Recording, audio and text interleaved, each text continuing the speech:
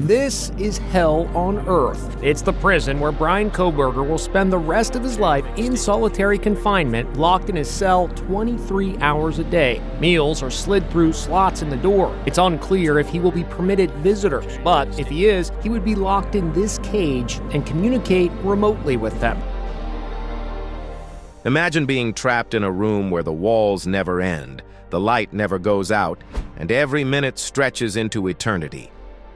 That's Bryan Kohberger's life now. 23 hours a day alone, forever. 4 young people, Ethan Chapin, Xana Kernodle, Madison Mogen, Kaylee Goncalves, were taken from the world in a single morning, and he will never answer to anything else but the silence of his cell. Before the 30-year-old pled guilty to the November 2022 murders of University of Idaho students Kaylee Goncalves, Madison Mogen, Xana Kernodle, and Ethan Chapin. What does it do to a mind to live like that, with no hope, no contact, no future? This isn't about him. It's about consequence, punishment, and the unnerving question. Can isolation be worse than death? The night that shattered Idaho. The house at 1122 King Road in Moscow. The night 4 University of Idaho students were brutally murdered inside their home at 1122 King Road in Moscow, Idaho. Idaho was the kind of place that existed on every college campus in America. A rental property, a little worn at the edges, full of the ordinary chaos of student life. Or shoes by the door, class schedules on phones, friends coming and going at all hours, the kind of house where the biggest concerns were exams and plans for the weekend. On the night of November 12th, moving into the early hours of November 13th, 2022, 4 of the 6 residents of that house were home. Ethan Chapin was 20 years old, a triplet, a member of the Sigma Chi fraternity, described by everyone who knew him as genuinely warm and easy to be around. Xana Kernodle was 20 years old, his girlfriend, an outgoing young woman studying marketing. Madison Mogen was 21, Kaylee's best friend since childhood, the kind of person whose absence, her mother would later say in a victim impact statement that broke an entire courtroom, left a hole in the family that nothing will ever fill. And Kaylee Goncalves was 21, athletic, ambitious, planning her future with the unself-conscious confidence of someone who had no reason yet to believe the future was anything other than guaranteed. By the time their surviving housemates realized something was wrong and called 911 on the afternoon of November 13th, all 4 of them were gone. The investigation that followed was one of the most watched and most scrutinized in recent American true crime history. Moscow is a small city. The University of Idaho campus is tight-knit. The idea that something like this had happened there, in a house that students walked past every day, created a kind of collective shock that extended far beyond Idaho. For weeks, the police said very little publicly, which generated enormous pressure and, in the information vacuum, enormous speculation. But investigators were working, and what they were assembling, quietly and methodically, was a case built on the kind of forensic detail that is almost impossible to explain away. A white Hyundai Elantra seen near the house in the early morning hours of November 13th. A white Hyundai Elantra now at the center of the Idaho murder investigation. Cell phone data placing a specific device in the area. And most critically, touch DNA. Genetic material found on a tan leather button snap sheath that had been left at the scene. The biggest clue so far is a tan leather knife sheath that was found next to one of the victims. They found DNA on that knife sheath.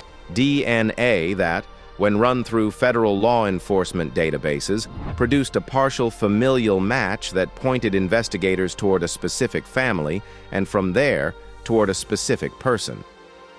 Bryan Kohberger was a PhD student in criminology at Washington State University, approximately 10 miles from Moscow. He was 28 years old.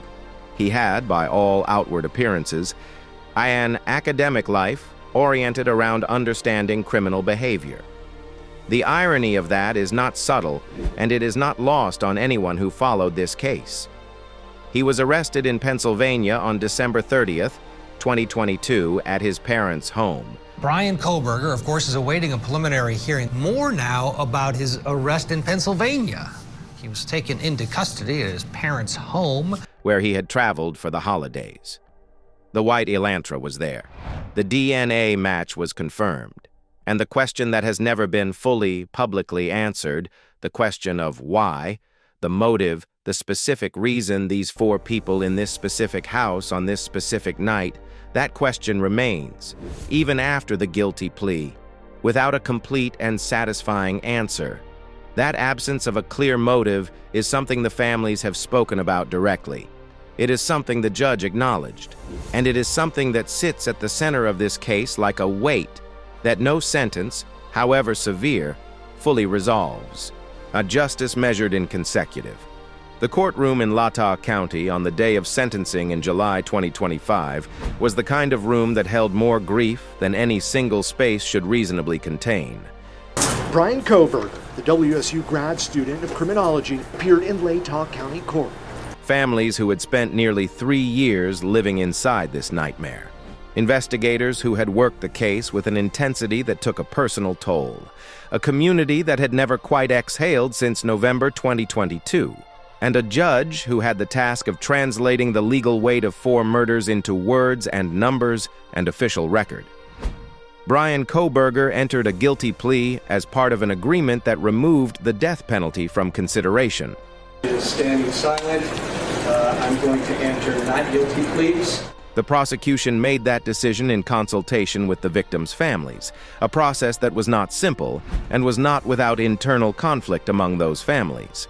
And some wanted the death penalty pursued, some did not. The weight of that division alone, families of the same victims not unified on the question of what justice should look like, tells you something about how impossible this situation was from every angle. The plea meant there would be no trial, no drawn-out presentation of evidence, no cross-examinations, no jury deliberations. And for some of the families, that absence was its own kind of loss. They had steeled themselves for a trial. They had prepared to face him across a courtroom for weeks or months while evidence was laid out in full. The plea removed that confrontation and replaced it with something more compressed, more controlled, and in some ways harder to metabolize. What they got instead were the victim impact statements. And those statements were where the human reality of this case arrived with full and undeniable force. Kaylee Goncalves' mother, Steve and Christy Goncalves, had been among the most publicly vocal of the victim families throughout the investigation and legal process. In that courtroom, the words spoken on behalf of Kaylee were not performed grief. They were the real thing. When you murdered my daughter, Kaylee J. Goncalves, you didn't just take her life, you shattered others. The description of a daughter who will never come home. The birthdays that have passed, the future that was taken. Madison Mogen's family spoke. Ethan Chapin's family spoke. Xana Kernodle's family spoke. Each statement added another layer to the portrait of what was lost, not in abstract terms, but in specific, personal, irreplaceable detail. Kohberger sat through all of it with a stillness that multiple courtroom observers noted and that the cameras captured, and not visibly distressed. Not reactive. Whatever was happening internally, the exterior presented to that courtroom was controlled to a degree that several behavioral analysts commenting publicly found significant, though interpretations of what exactly it signified varied considerably. Judge John Judge, and yes, that is genuinely his name, delivered remarks before imposing sentences that were precise and unsparing. He noted the premeditated nature of the crimes. He noted the impact on the families. He noted that no sentence could restore what had been taken. And then he imposed 4 consecutive life sentences without the possibility of parole. Not concurrent. Consecutive. One after another, after another, after another. In practical terms, a consecutive versus concurrent life sentences does not change the physical reality of Kohberger's situation, since he is never getting out regardless. But it carries meaning. It says that each life taken is being counted separately, that the law is not treating these 4 deaths as a single event, but as 4 individual losses, each one carrying its own full weight of consequence. The gavel came down, and whatever came next for the families, whatever complicated, ongoing, unresolvable process of living after this looks like, the legal chapter closed. Bryan Kohberger was going to prison for the rest of his life. He's going to stand up in the belly chains and the leg irons that he's wearing today, and the door will close behind him forever. The question became, what does that actually mean? Inside Idaho's Supermax, IMSI. Most people picture prison the way movies taught them to. Communal cafeterias, yard time with groups of inmates, cells with bars you can see through. On the world that is restricted and controlled, yes, but still recognizably a world. Still populated, still containing the basic texture of human social existence, however degraded. The Idaho Maximum Security Institution is not that prison. IMSI sits outside Boise on Kuna Road, and its physical presence communicates its purpose before you ever get near the entrance. Multiple perimeter fences, razor wire coiled at every horizontal surface as though the building itself is trying to repel approach. Watchtowers positioned at angles that eliminate blind spots. The architecture is not designed to rehabilitate or to punish in any visible, dramatic sense. It is designed to contain, permanently, completely, and without ambiguity. And the facility opened in 1986 and has operated since then as the terminal point of the Idaho Department of Corrections classification system. When the state decides that an individual requires the maximum level of separation and control it can legally impose, this is where they go. It currently houses some of Idaho's most serious offenders, including individuals on death row, and those whose crimes or institutional behavior have placed them beyond the reach of standard maximum security management. Bryan Kohberger arrived here following his July 2025 sentencing, and he was placed not in general population, but in protective custody in a unit designated J Block. That placement decision was not made for his comfort. It was made because of a cold institutional calculation. High-profile inmates convicted of crimes involving young women, crimes that received years of national media attention, face a statistically elevated risk of targeted violence in general population settings. Other incarcerated people have their own codes of conduct, and those codes do not look kindly on what Kohberger was convicted of doing.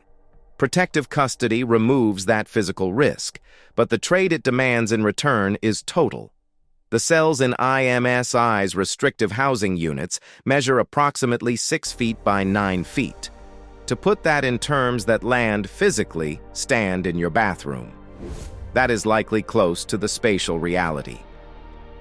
Inside that space, there is a concrete sleeping platform with a mattress that correctional staff and former inmates have described in terms that suggest functionality rather than comfort. A combined steel toilet and sink unit bolted to the wall.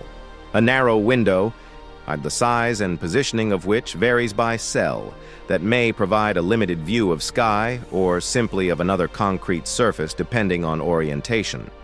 A steel door with a rectangular slot at meal height and a small reinforced window that staff use for observation. In 2019, the American Civil Liberties Union of Idaho filed a detailed report documenting conditions inside EMSI's restrictive housing units following interviews with current and former inmates and review of facility records. The report described lighting that never fully extinguishes, ventilation that inmates consistently reported as inadequate, particularly during summer months, when temperatures in the Boise area regularly exceed 100 degrees Fahrenheit, and a level of sensory monotony that multiple interviewed individuals described as the most psychologically difficult aspect of the placement, more difficult than the physical restrictions themselves. That report was not written about Kohberger specifically.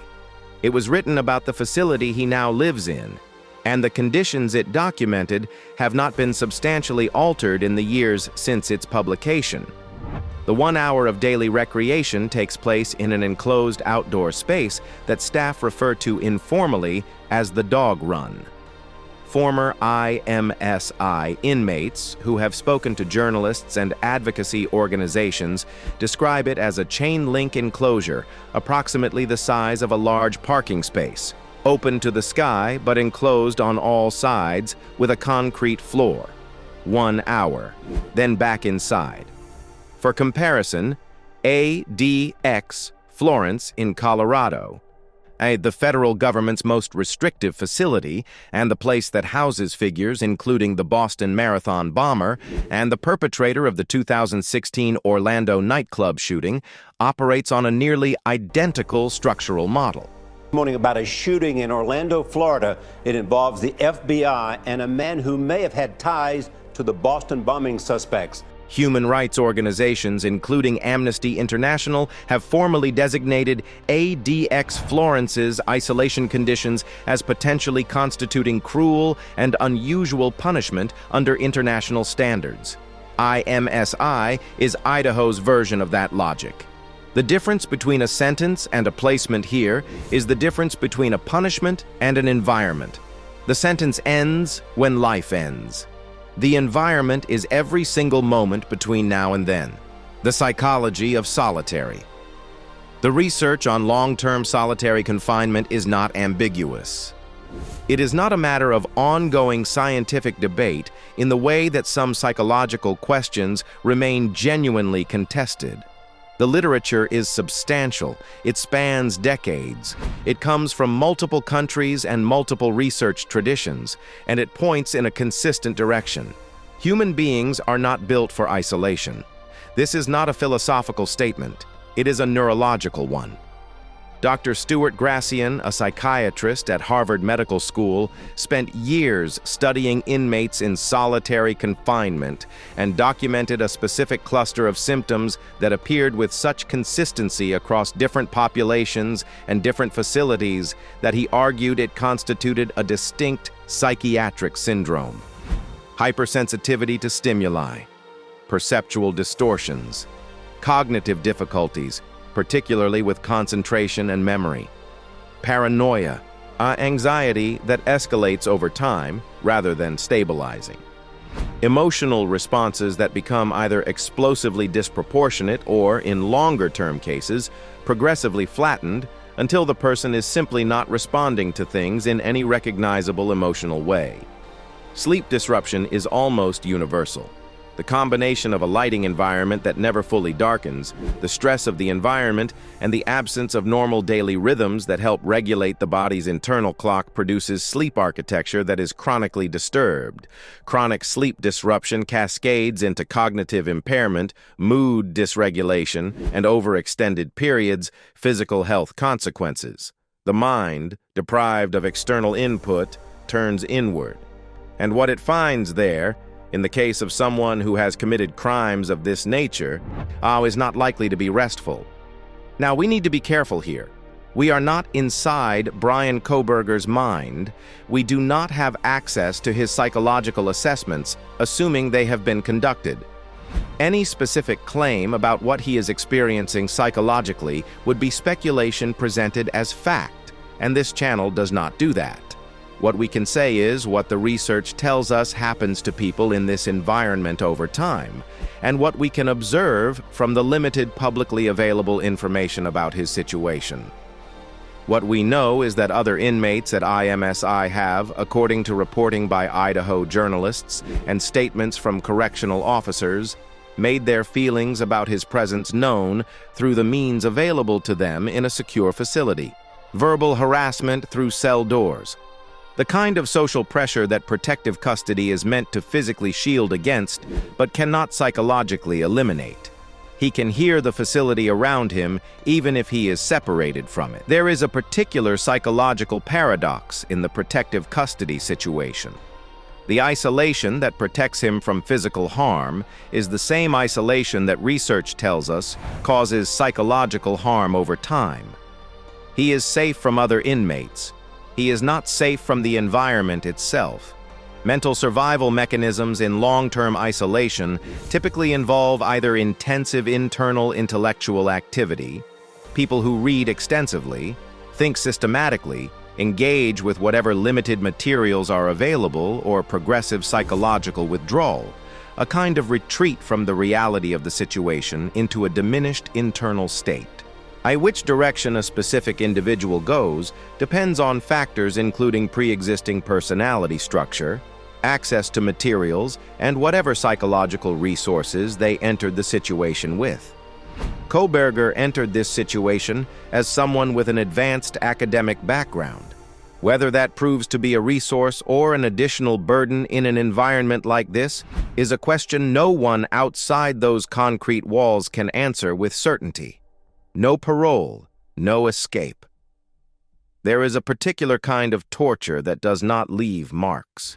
It does not require instruments or violence or even direct human cruelty.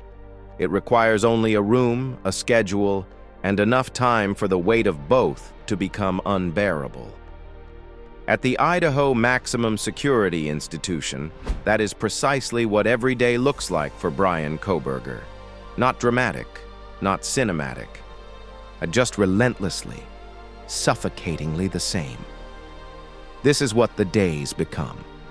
Because 4 consecutive life sentences without parole is not an abstraction.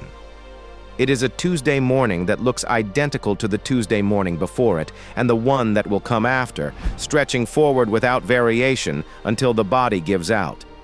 The routine at IMSI for someone in protective custody is not chosen.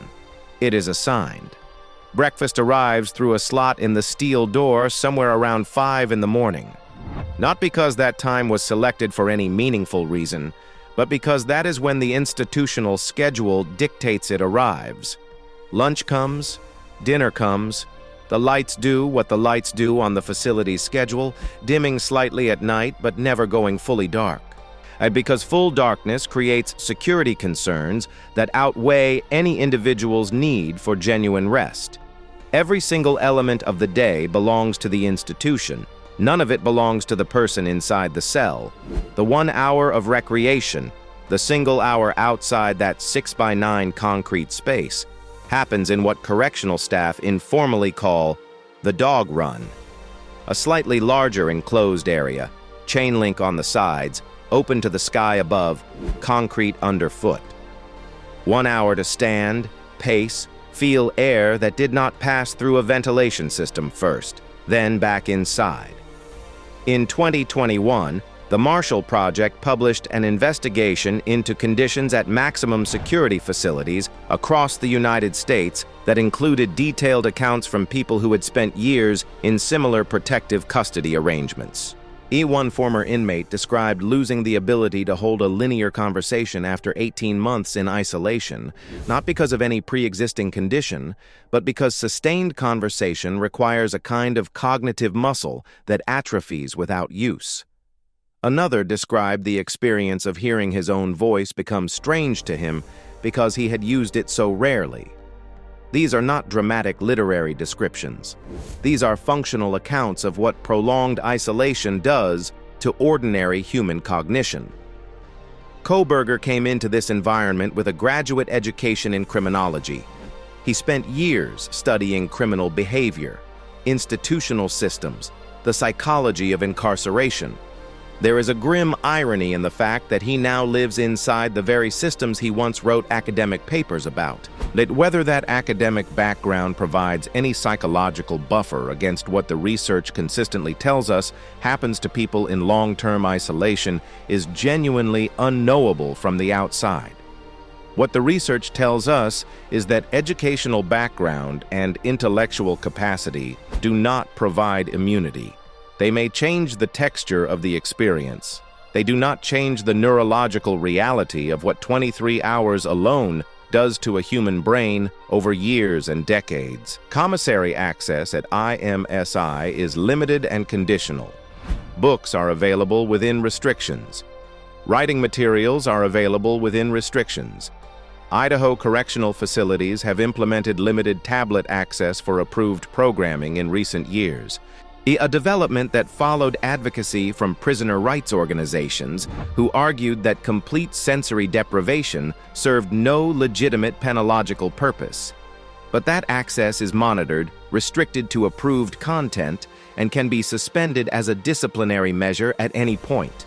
It is not a window to the world. It is a narrowly controlled aperture that the institution can close whenever it chooses.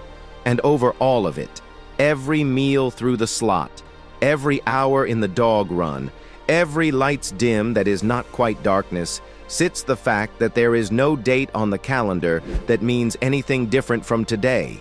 No parole hearing to prepare for, no release date to calculate the distance to. The sentence does not have a shape that moves toward an ending. It is just the room and the schedule, repeating until they don't. In July 2025, a judge, John Judge, made that permanent and official. 4 lives taken, 4 sentences imposed, each one consecutive, each one without end. The room does not care about any of that context. It is just a room, and it will be his room until he dies in it. The room is silent now, but the questions aren't. 4 lives were lost in a single night, and one man carries the weight of all of it behind steel and concrete. Justice has been served in one form, but the story isn't finished. There are truths we may never fully know, motives we may never untangle, and consequences that reach far beyond the walls of a courtroom or the confines of a prison cell. What does it mean to punish, to reckon, to face a crime so vast and irreversible, when the consequences stretch across families, communities, and generations? And what shadows remain in the space between law, morality, and memory? Shadows that may yet reshape everything we think we understand about justice. The night that changed 4 lives is over, but its questions are far from answered.